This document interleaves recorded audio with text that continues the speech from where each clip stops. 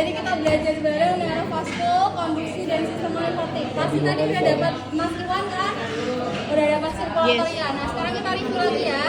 Gimana sih sistem cardiac cycle itu? Dimulai dari mana dulu? Yang kontraksial siapa? Ventricle? Oh, ventricle. Ya, ventricle kanan dulu apa kiri dulu? Yang karva dulu apa yang makna dulu sih sebenarnya? Yang parva dulu, oke? Yang parva dia darahnya masuk kayak akan kayak akan CO2 nih, ya kan? Masuk ya kan? Dia akan dipompa oleh ventricle. Ingat kalau parva berarti yang pompa ventricle dextra. Ventricle dextra.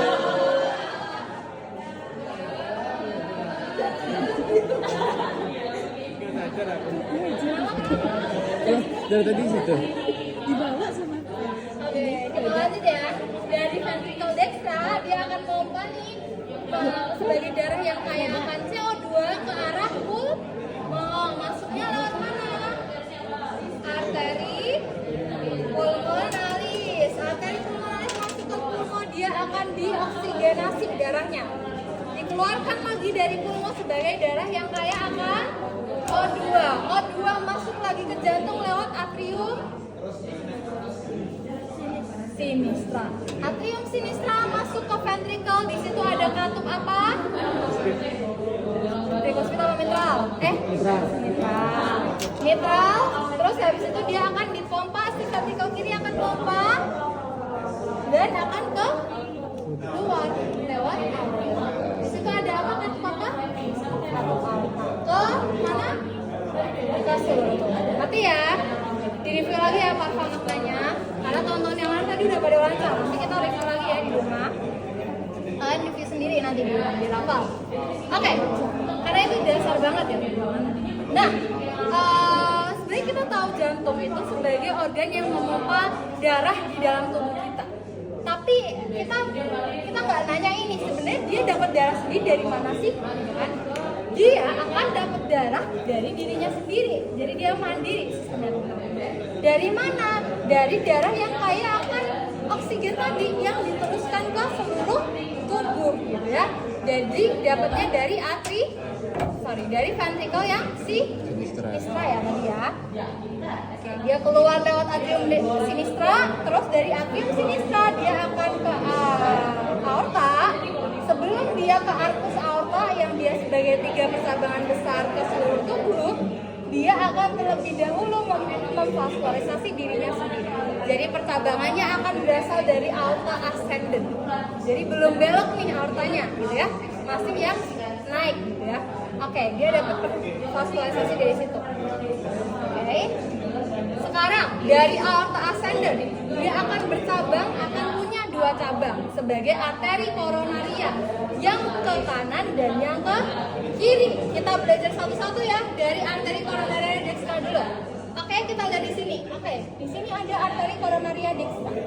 Dia akan kita ikuti nih. Oke, percabangan pertama ini nggak usah dibahas karena dia hanya serabu doang. Kita lihat dari yang besar dulu. Oke, dia ternyata jalannya ke sini nih. Terus dia muaranya kemana? Oh, muaranya tuh bentuknya kayak kuping ini. Namanya siapa? Yang bentuknya kayak kuping? Auricula. Punyanya siapa? Atrium dextra. Di situ ada sistem konduksi. Namanya siapa? SA node. Makanya ramus yang dia ke arah sini namanya ramus modus SA. Oke, kita sudah nemuin 1 cabang. Cabang yang kedua kemana sekarang? Dia turun ya, turun. Terus habis itu ternyata dia ke samping bawah sini, Mbak. Oh, karena dia ke samping, makanya namanya adalah marginalis. Oke, kita udah nemuin 2. Sekarang yang ketiga. Yang ketiga, ternyata dia nggak cuma ke samping, dia juga jalan ke belakang. Oke, berarti posterior nih kalau ke belakang. Oh, ternyata dia panjang nih. Oh, sampai titik akhirnya dia di antara 2 ventricle, tapi dia di belakang. Makanya namanya interventricularis posterior. Ngerti ya? Jadi tadi percabangannya kemana aja? Pertama ke arah nodus SA, yang kedua ke arah samping, makanya namanya marginal. Oke, yang ketiga arahnya ke interventrikular yang belakang. jauh, makanya namanya interventrikular posterior atau bahasanya posterior di sana. Salah satu aja ya. Oke, yang kanan clear. Sekarang kita yang kiri ya. Kita lihat yang kiri. Oke, yang sebelah sini. Oh, ternyata dia ada dua percabangan nih. Kita ikutin dulu yang depan. Oh, yang depan dia ke arah depan. Yang depan ya, dia turun sampai ke depan ke bawah sini. Oh, ternyata dia juga muara akhirnya di antara dua ventricle. Tapi yang tadi di belakang, yang ini di depan. Makanya namanya adalah interventricularis anterior. Oke, kita udah nemuin cabang pertama. Cabang keduanya, oke, ternyata ada satu lagi nih.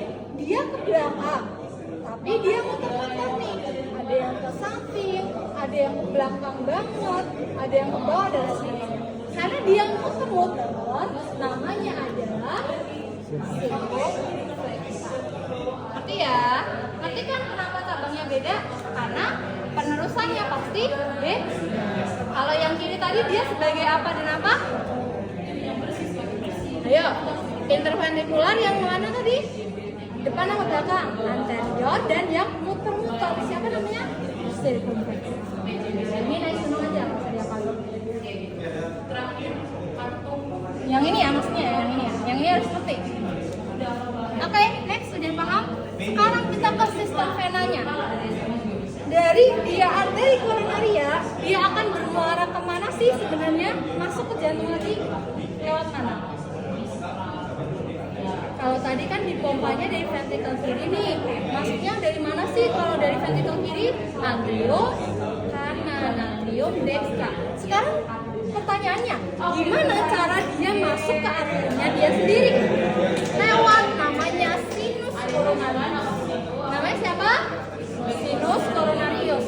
Semuanya kecuali vena cordis minimi. Dia punya jalan pintas ke atrium dextra. Lewat siapa? Lewat foramina venarum cavarum. Lewat siapa? Oke, gitu ya. Jadi semuanya ke atrium dextra. Oke. Nah, sekarang kita lihat inovasinya. Oke. Udah belajar inovasi sebelumnya? Jadi jantung kita itu dia bisa berkontraksi adalah karena dia dapat inovasi dari sistem persarafan kita. Secara apa? Secara otonom dan secara sensorik. Untuk dia berkontraksi, inervasinya melalui inervasi otonom. Sedangkan yang inervasi sensorik, dia adalah untuk merasakan nyeri. Benar. Makanya orang sakit jantung, dia gejala pertama yang perlu kita curigai adalah nyeri dada. Karena ada inervasi sensorik di situ. Kita belajar dari yang otonom dulu ya. Yang otonom dia akan diperankan oleh plexus yang ada di jantung. Jantung namanya apa? Kardiak. Maka plexusnya namanya plexus kardiak. Lewat siapa asalnya? Dari ganglion. Jantung dia letaknya selalu berada di dalam mediastinum, di dalam cavum thorax, di dalam rongga dada. Maka dia juga dapat dari ganglion yang paling dekat di situ, dari ganglion thorax. Juga dari atas nih. Oke, dia juga dekat kepala juga nih, lewat ganglion cervical. Dapat dari dua situ. Nah, nanti dia akan meneruskan sebagai anod, avenat dan lain sebagainya tadi, gitu ya. Nanti dia akan punya dua selaput nih, simpatik dan juga parasimpatik. Tadi adalah yang simpatik, dia akan meningkatkan kontraksi jantung. Makanya kontraksi jantungnya meningkat, di situ darahnya akan semakin banyak yang dipompa, semakin banyak yang lewat pembuluh darah, maka pembuluh darahnya akan mengalami dilatasi, gitu ya. Sedangkan kalau parasimpatis yang terangsang lewat nervus vagus, dia akan menurunkan kontraksi jantung, jadi lebih rileks jantungnya. Kalau dia rileks, kontraksinya menurun, otomatis pembuluh darahnya akan lebih sempit. Makanya dia akan konstriksi, gitu ya. Nah, kalau semisal dia denyut jantungnya di bawah normal, kontraksinya menurun sampai di bawah normal, dia akan mengalami namanya apa? Bradikardi. Di bawah berapa denyut jantung dikatakan bradikardi?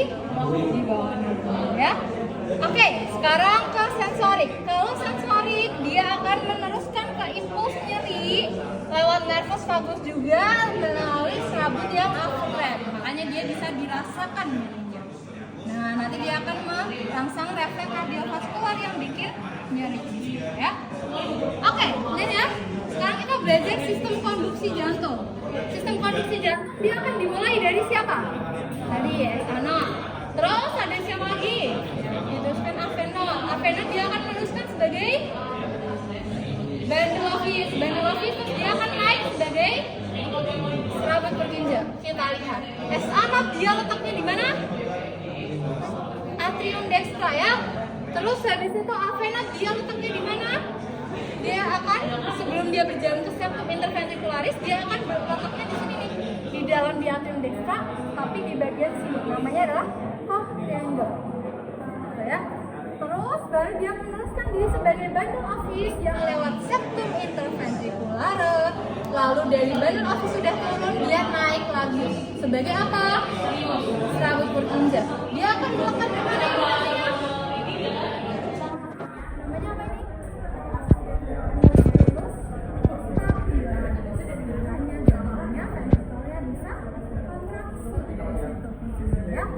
Oke, pertanyaannya sekarang kalau dia semisal kontraksi nih, dia akan mengalami sistem kelistrikan yang kayak gimana? Depolarisasi apa repolarisasi? Depolarisasi. Jadi di situ akan terdeteksi kelistrikannya yang bisa dibaca sebagai gelombang depolarisasi. Nah, dibacanya lewat EKG. Nah, ini jadi dia menandakan, di sini lagi ada avenat nih yang berkontraksi ya, yang bekerja gitu ya. S-anak yang bekerja gitu ya di gelombang P. Terus habis itu dia diteruskan, dia repolarisasi lagi. Terus dia akan naik lagi ya, karena di situ dia akan diteruskan ke seluruh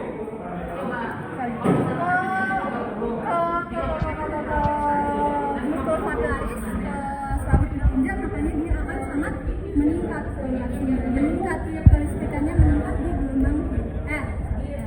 Terus dia turun lagi karena jantungnya istirahat ya. Ini dia akan membuat gelombang P dan kompleks RF yang bisa dibaca lewat pemeriksaan EKG ya. Sebenarnya kenapa bisa EKG itu dibaca sih? Nah, sebenarnya EKG itu dibaca melalui beberapa titik yang mana nanti kalian bisa belajar di fisio kemarin. Nah, nanti dia akan dipasang di beberapa titik yang akan memproyeksikan vaskularisasi daripada si jantung itu sendiri. Ingat, dia tadi ada arteri yang dia jalan ke belakang ya. Namanya dia kalau jalan ke belakang dari sebelah kiri ya, terus dia berputar. Namanya tadi arteri apa? Sirkulasi, kan dia arahnya ke sini. Nah, dia akan diproyeksikan sebagai linsa. Terus habis itu dia yang berjalan ke arah bawah. Ya, septum kan dia lebih mendekat ke arah kiri ya daripada ke kanan ya. Ke arah bawah, terus dia ke depan nih, lebih dominan di depan, dipasangnya di depan. Karena nanti dia dipasangnya di titik bagian belakang. Nah, dia akan diproyeksikan sebagai lead 2. Arteri apa tadi namanya? Interventricular ya. Yang kalian lihat ya. Dia diproyeksikan sebagai karena dia memproyeksikan interventricular, dia dekat sama ventricle. Di situ adalah titik paling optimal kita membaca daya konduksi kelistrikan jantung.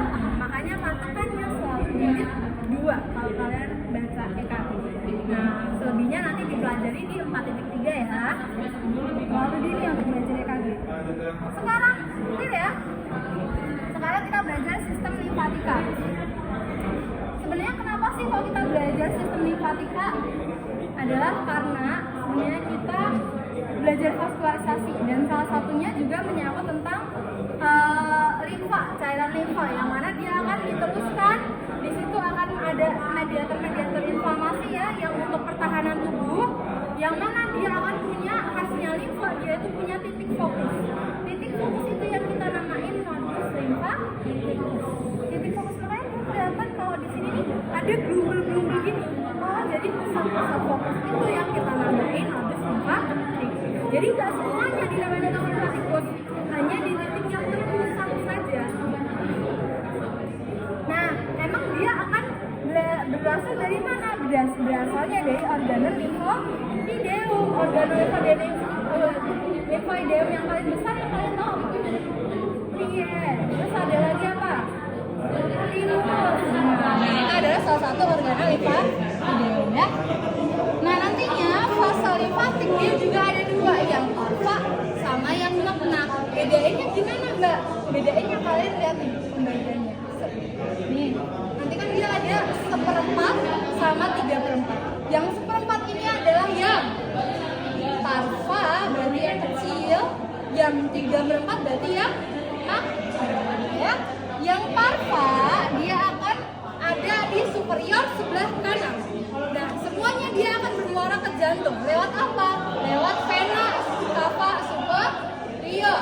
Yang mana di situ dia akan muaranya lewat si angulus venosus dextra. Jadi dia nempel di situ sehingga dia akan ke difusi ke venanya dia, ya.